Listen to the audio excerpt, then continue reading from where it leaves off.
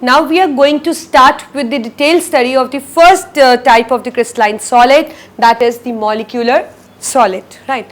See, when we talk about molecular solid, it is clear that it is formed of molecules. That means the constituent particles which forms the molecular solid is obviously molecules, right.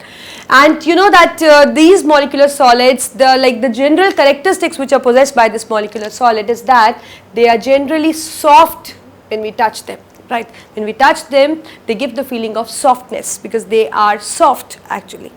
And if we talk about their conductivity, they are mostly insulators, or you can say they have very low conductivity.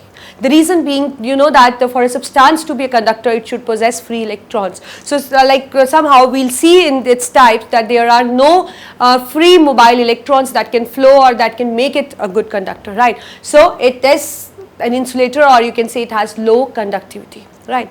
And even when we talk about, because it is soft, so even we talk about its melting point, so it has low melting point.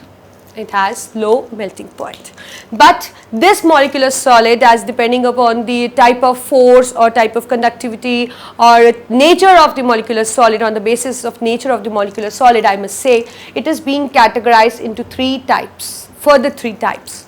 One is the polar molecular solid, other is the non-polar molecular solid, and third is the hydrogen bonded molecular solid.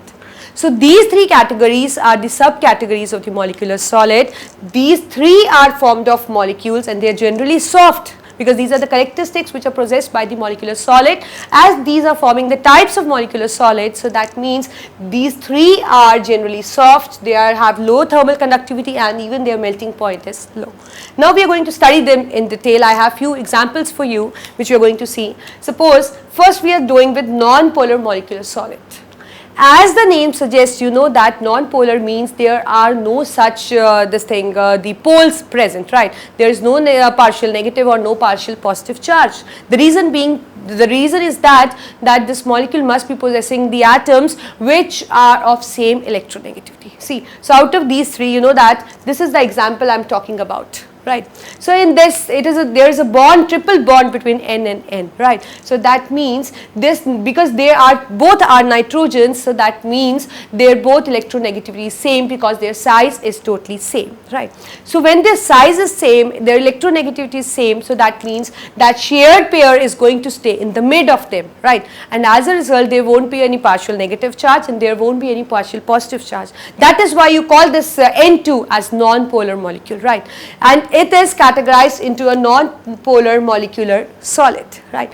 And now if we talk about its properties, like if I am writing here, suppose I am writing the properties of non-polar molecular solid. So what conclusion I can make by just looking at the bond? So again, it is soft in nature, melting point is comparatively low, and moreover the force is not so strong, because the force is something you can say somehow strong when there are charges present, right. So because it is a neutral molecule, they have the equal attraction for the shared pair, so that means compared to other, you can say that it has a weak force, right. So weak force is there, and even we talk about conductivity, so it has very low electrical conductivity. So that is, it is soft, melting point is low, obviously a weak force and low electric conductivity. And if we talk about the state in which it exists, so they are mostly liquids and they are mostly, it is appearing like cross, right. So they are mainly liquids, or you can say they mainly exist as gases. This is the non-polar molecular solid. As you know, N2 is a gas at room temperature. So this is what I told you, that mostly non-polar molecular solid exist as liquids or gases at room temperature. Now second we are taking up is the polar molecular solid, right. As the name suggests that it is a molecular solid which is polar in nature, right. What do you mean by polar? So that means there will be a difference in the electronegativity, right. We did in the previous topic. There is a difference in the electronegativity, that is why the shared pair is more towards one atom which is electronegative, and the one atom is actually deprived of that, right. So the one which has the more electron facing toward itself, it will acquire a partial negative charge. As you can see here, it is a polar molecule, right, and the one which is deprived is having a partial positive charge. This is what you can see here. in this molecule also, right.